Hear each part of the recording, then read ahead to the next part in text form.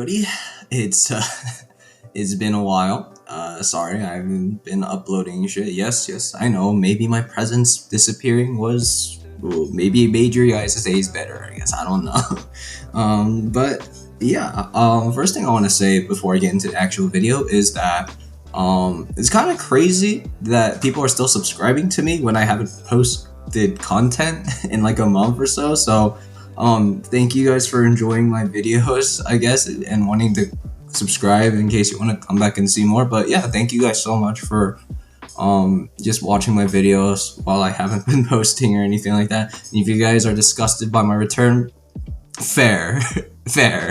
But yeah, going back into the main video now. League of Legends Worlds Champions has just ended yesterday, or well, in the wee early hours of the morning this morning. Fuck my sleep schedule. As you've seen probably in the thumbnail, T1, they've done it again. They've gone for the three-peat, they've won for the third year in a row, and honestly, the games were pretty amazing overall, despite all the doubts between the two different teams, T1 and KT Rolster. But as you know, with any world championship or major championship in general, between, games, actual sports, etc.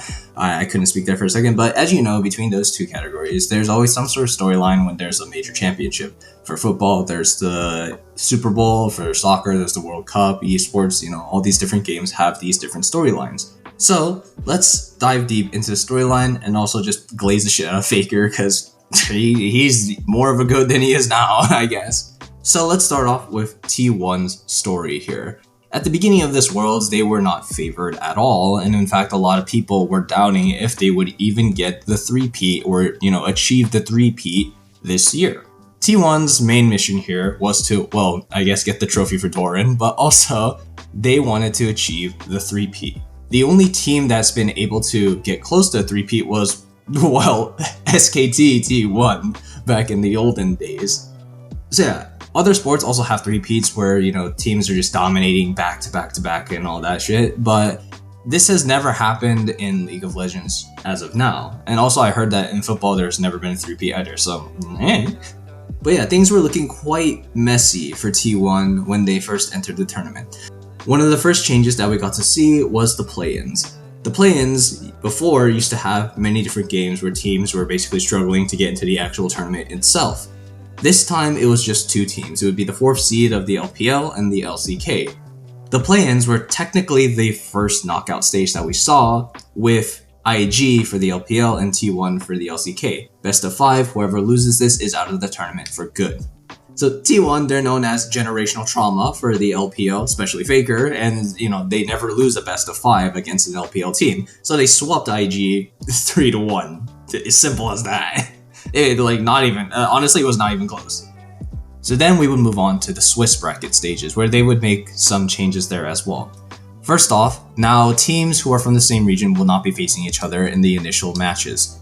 They would be randomly paired, and then, depending on their win-loss rate, they would then basically move on to face teams with the same win-loss rate. Going all the way up to round 3, these were all best of 1s, so basically any team who had a 3-0 win streak, they would just move on by playing only 3 games. Going on to round 4 and 5 though, these would be best of 3s.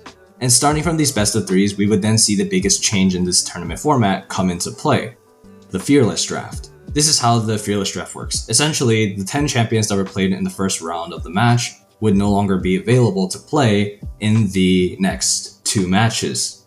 So if a match went all the way to round 3, that means that a total of 30 champions would be banned. There would be 20 from the initial first 2 rounds, and then there would be the 10 that are banned in-game. So what does this mean? This means that players have to basically expand their champion pool. And I have some pros and cons about this style of play. The first major pro that I would say is that this is Worlds, you want to make it exciting for viewers, and so seeing people play all these different champions, their favorite champions and all that, I guess it kind of is like fan service in a certain extent, but I guess the more major one is that it kind of forces players to be outside of their comfort zone and show off their true skill with variable champions and all that. That could be a pro and a con, I could say, because the con is that you can't expect everybody to play like, I don't know, like at least 5 or 10 different champs, Most people usually cycle around 2 or 3 champs. And so it could really limit pro players' abilities in general. But in exchange for that, the games don't seem as copy paste as before, where, teams would essentially pick the same champions over and over, something like that, I guess. And in these Swiss stages, I'd say it's like a good mix of the old format and the new format, with the old format being the best of 1s and then the new format being in the best of 3s. But yeah, as we moved from Swiss brackets, we then moved on to the knockout stage, which was starting at the quarterfinals. Unsurprisingly, the quarterfinals were filled with the LCK and LPL teams. All 4 seeds of the LCK moved on to the quarterfinals. 2 of the LPL made it on. 1 of the LEC and 1 from the LOP, surprisingly, made it on to the quarterfinals. Now, this is where the story gets bad for the LPL, because 1, Worlds was hosted in China this year. And the thing is that both LPL teams have to go up against T1, the LPL Slayers, who've never lost a best of 5. Like, AL was pretty close to beating T1, I guess, but also T1 is like trolling a little because they were limit testing at a World's grand stage. Like, you could see in the VODs that Doran was like, dude, what the fuck are you guys doing? As owners, like, how does Mundo work? So, Top Esports, they just got 3-0'd because of it's T1 again, guys. Like, they don't lose a best of 5 to the LPL. Hell, I stopped watching like after game 2, like seriously, because it was just a steamroll. I just there was a no-brainer essentially. So yeah, just like that, T1 made it to the grand finals for the 4th year in a row, from 2022 to 2025 this year. Now on the other side of the final stage, we have KT Rolster. Now, KT Rolster going into the tournament, they weren't really seen as tournament favorites at all, and if anything, they were basically seen as an afterthought. A lot of people didn't really think about KT Rolster, they didn't think that they were that amazing in general overall, but as we got into the actual tournament itself, that opinion changed. KT Rolster were going through their Cinderella run. They were undefeated going all the way to the finals, and out of all those matches that they've played, they only dropped 1 game. And if I recall correctly, that is a 10-1 stat line going into it. T1, not so much of an impressive stat line, but KT Rolster on the other hand here, undefeated with a near perfect run. Now this is where it gets exciting. T1 and KT. You've probably heard the caster say this all the time, because it was the Telecom Wars for a grand finals. Now the reason why they're called the Telecom Wars is because SKT and KT are the biggest telecommunications companies in South Korea. And so they've had a huge rivalry spanning across multiple different games. So yeah, business feuds, company rivalries, yeah, kind of like that. But yeah, they've been going a bit back and forth, but most of the time SKT were dominating with Faker on the team, obviously. But yeah, bringing a major rivalry to the grand finals is something really worth watching. I can tell that like in other sports too, that if you see 2 of the biggest rivals in, any region or any teams in general, that, the games get really exciting, the fans get really heated and all that.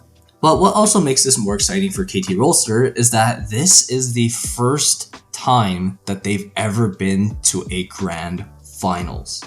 And overall, they were playing very splendidly. The games itself, they were all very, very exciting to watch. Big fights happening, big outplays here and there. It was just overall like a really fun experience. The grand finals were really fun to watch. Like, every game was very tense. T1, obviously, there's always those memes of like T1 fans' heart rates going up and down, up and down, up and down because, well, yeah. Also, there's the fact of Doran. Now, Doran, I'm not gonna lie, did not impress me at the beginning. His performance compared to Zeus from the ZOFGK roster, nothing too special to really see, honestly. There's also that whole feud between Zeus's agency and T1, where I've only read a little bit into this, and it's been a while, so I don't remember the exact specifics, but if I recall, someone also correct me in the comments if I do get this wrong. If I recall, Zeus's agency, it was all about money thing. Zeus's agency thought that he wasn't getting paid what he was deserving. And then T1 kind of just made some late changes. By the time that happened, like he was already signed to Hanwha or HLE. So they just had to get Doran out of it. So that's what I remember. Again, if I get anything wrong, correct me in the comments below. But yeah, Doran's made some very questionable plays to me where he would just kind of dive in alone and then die by himself, causing T1 to be in a very bad position in a lot of the different games. But going into the quarterfinals, he started showing up. He was warming up, all warmed up. He was good to go. So, it was a huge improvement from what I've seen. I would still say not as good as Zeus, but still a really good improvement from what I've seen watching throughout the tournament. Now, I still saw some things on Twitter. Well, it's also Twitter, so, but, people are saying, like, lol, Doran won Worlds, like, how bad can KT Roster be? Or, like, like, how trash can other teams be to lose against Doran, of all people? But, like, honestly, I think that's not fair. I think what's more fair is that, like, yeah, you can trash on Doran, like, during the play-ins, because, well, short games, and also, he was still warming up, I guess. But going to the quarterfinals, he locked in. Going to the semifinals, he locked in. And going into these finals, he actually low-key kind of carried in some aspects in some team fights. Really good engages from him, really good dives from him. So overall, yeah, Doran is deserving of this world trophy. So yeah, as any kind of commentary on Worlds or like any kind of recap of Worlds videos would say, here's some of the clips that I really enjoyed, and here's some of the plays I really enjoyed watching from this series. In the previous play, but he is still damn powerful. Doc Dom here. T1 pushing them back. It'll take a miracle for them to get this one out. Owner, Peter coming in for the lockup, but Owner manages to get the objective, the fight coming out. Fire rained over the wall by Gumayushi, and down goes Peter. BDD finally arrived. That's the ulti coming in the meantime. He needs a little bit more space. Doc Dom, BDD untouched, but the front line has fallen. BDD, CC'd, knocked into the sky, and right back into the grave. T1, get Otacon, and Ace. As well. The ulti can do a lot of work. Doran going in, doesn't connect the hookshot wall dive, immediately CC'd. Exhaust coming in as well. Combo over the top from Guma. Finds two. Exhaust as Carrier moves his way to the backline. Faker rains down from the sky. Locks up BDD and obliterates the hope for KT Roster. Ready to come over the wall with the public execution. Carrier going into the wall, locking up Cuz. Instantaneous knockup. A flawless combo to keep it going. Duckdown finally escapes, but he just finds himself in a 1v1 versus Doran. Hope fading fast for the side of KT as Carrier is still standing. Perfect and BDD running for the hills. Top Esports wanted to find their moment. Carrier's wrapping around from the side. He wants to cut off the escape. Pop Blossom on two. Doran chasing after Hong as Jackie Love is dead again. And Doran cuts the enemy support down. Anyway, now T1 has set more records again. They're the first team to win Worlds back to back to back to complete the 3P, and now they're the first team to fucking win Worlds 6 times. Hell, T1 is out here making Worlds win percentages look like average stat lines. This is Faker's 10th Worlds appearance, and he's won 6 of them. A 60% win rate at Worlds. Most players, actually like 95% of players I would say, in League of Legends esports, they've either never been to Worlds or they've gone to Worlds and never won to this day. That's a 0% win rate at Worlds. Like getting to the semifinals is probably like a huge achievement for most of these players. But nah, there's T1 out here making these Worlds appearances and basically winning a majority of their Worlds appearances. Hell, like I said, most players can't claim to have been a world champion even once. But T1 out here, they're bringing out 2-time, 3-time world champions like it's nothing. Well, like putting Doran aside because Doran is the newest addition. First Worlds win, congrats to you by the way, Doran. But let me show you these other players from the original ZOFGK roster. And again, excluding Zeus because he's no longer part of T1. Kyria has been to Worlds 6 times, and he's won 3 of them. 50% win rate. Gumayushi has been to Worlds 5 times. He's won 3 of them. 60% win rate. Owner has been to Worlds 5 times. 3 of them he's won. 60% win rate. And mind you, these guys are pretty young. They're in their early 20s, and they can claim to be 3-time world champions already. Zeus is in his early 20s, and he's already like at the top of the scene essentially because he's won Worlds twice. It's a feat that even players who've won once before have never done before. Like, forget about winning Worlds in general. Like, if you won once, most of the time you're not going to win again. T1 has produced players that have won multiple years in a row. And also, not to mention, Gumayushi, congratulations on the MVP award as well. He's played really well. Honestly, it was a bit of a coin toss for me. I thought Owner played really well too in terms of his jungling. So it could have been Guma or Owner for me, at least. And also poor Kyria, because a lot of people are afraid of his support. So a lot of people banned against him, which is fair, because he is I think he is the best support player in the world. So yeah. But yeah, overall, Worlds 2025 was really good. The only complaint that I really have, I guess, is I know that this was to celebrate 15 years of League.